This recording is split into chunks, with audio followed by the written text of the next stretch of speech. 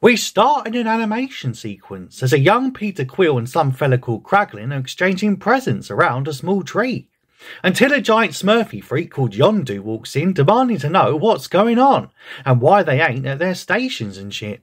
Peter explains what Christmas is and how they ritualistically slaughter a turkey every year back on Earth and enable obesity by putting out cookies for an imaginary fat man because reasons. Peter offers him a gift, but Yondu says he don't want no stinking handout, and so smashes up the tree, and proceeds to be a bigger festive buzzkill than that hobo I run over on Christmas morning on my way to cook breakfast at the homeless shelter last year. Anyway, we then cut back to real life on the Nowhere station. Well, the real life of the fictional MCU, that is.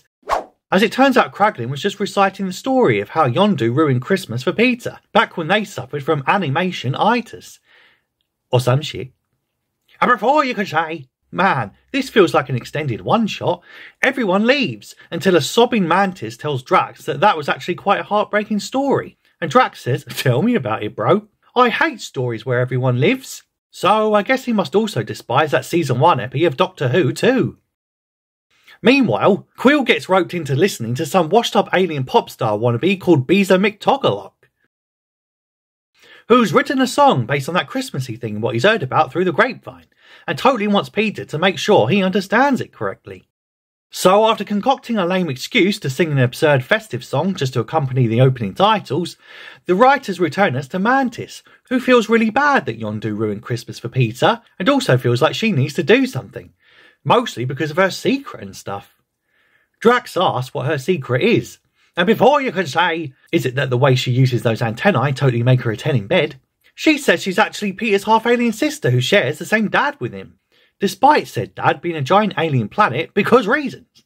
And as his sister, she just wants to give Peter a great Christmas gift to cheer him up, after that CGI purple dude what loves a sassy finger snap totally threw Peter's lover off a cliff just to get out a yellow rock. Or some shit. So they decide to get him the gift of humanity by kidnapping Kevin Bacon, because he's the one legendary guy that Quill never shuts up about, apparently. So they fly off to Earth, but forget to cloak the ship, because comedy, bro. But they don't know where this bacony fella lives, so naturally they walk past Hollywood Boulevard and get mistaken for cosplayers. And I can totally relate. I walked past there once and got mistaken for Steve Buscemi. And not because I'm a famous actor who's been in loads of films, but simply because I forgot to take my thyroid tablets that morning and so my eyes were super bulgy and shit. But anyway, they rake in lots of dosh, so naturally look for Kevin Bacon in a nightclub. Because reasons. They proceed to get off their nut on tequila whilst Drax gets hit on by a bloke because again, comedy bro. At the end of the night, they sit in the gutter lamenting out loud but still not finding that guy with the delicious surname. Luckily though, a fat American stereotype hands Mantis a star map, which officially doxes the addresses of famous people because I guess that shit's just allowed now. And so they totally arrive at that Kevin fella's gaff, but he thinks they're simply nutjob fans and so tells them to sod right off. Mantis is upset again at failing at the first hurdle, so naturally Drax lobs her over said hurdle when she wonders out loud if he could throw her over the gate, and then immediately chides him about doing exactly what she asked. God, typical woman, eh?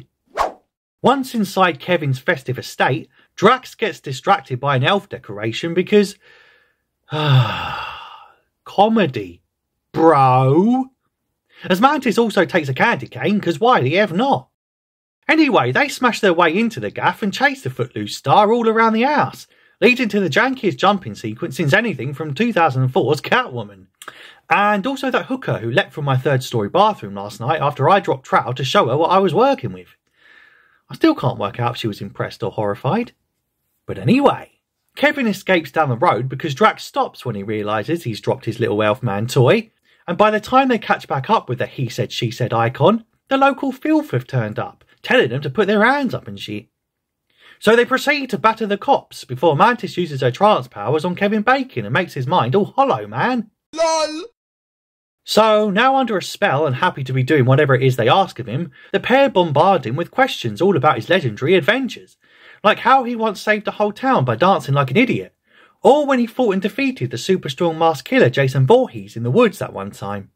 And before you can say, why does no one ask him about his most iconic role in the EE mobile phone adverts in the UK, they suddenly realise he's just a dirty actor, and has never even died and come back to life like he pretended to in 90s classic flick The Flatliners. So Mantis uses her trance powers to make him pretend to be a real-life hero.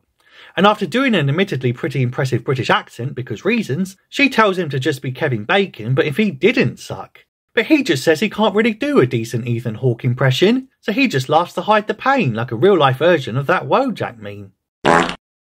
Later, Quill is lured out to the lobby of nowhere as all his friends have put on an extravagant display of Christmas lights, which must be a health and safety nightmare when it comes to fire risk. But before you can say, I hope these fuckers don't have the audacity to vote green after casually wasting all this energy, they wheel out a human-sized gift box and he totally wonders what it could be. But suddenly, Peter hears some coughing in a coffin, and an old washed-up celebrity appears wanting hugs and shit.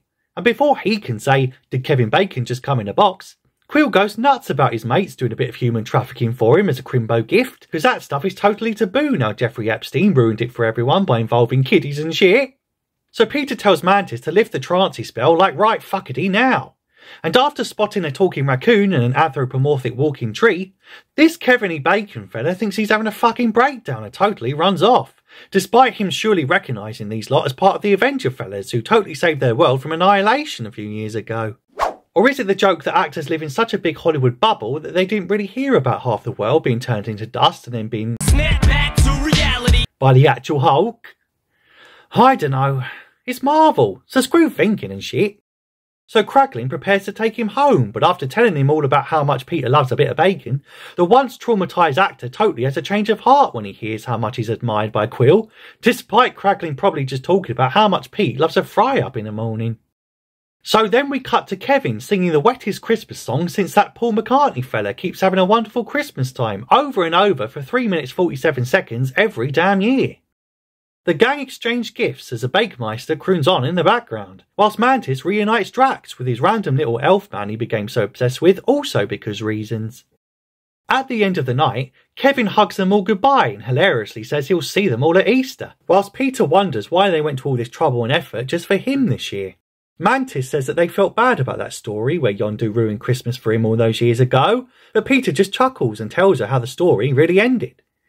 And we cut back to the animation sequence from the opening, where it turns out Yondu secretly retrieved his gift from the trash can, which looks like a baby Yoda or some shit, and in return, totally gifts the young Peter Quill aka Star-Lord with his iconic blasters. Back in IRL, Mantis then reveals a secret about how her giant dad planet totally porked his human mum somehow, and so that makes them half siblings, also again somehow. And Peter says, sod all those fancy light shows and that Kevin Bacon waste man, getting a sister for Christmas is like the best prezi I could have asked for. Huzzah!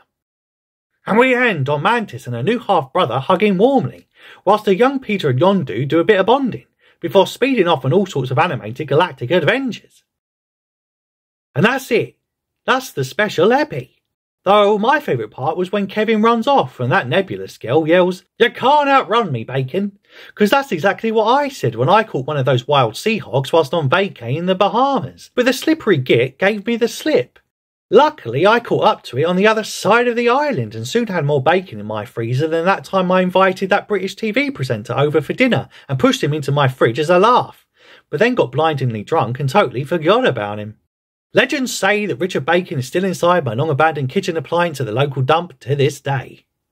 Anyway, the post-credit scene implies there'll be another holiday special next year too, so consider ringing that bell thing so you don't miss any future recaps. Say hello in the comments if you have time, and I'll see you in the next one.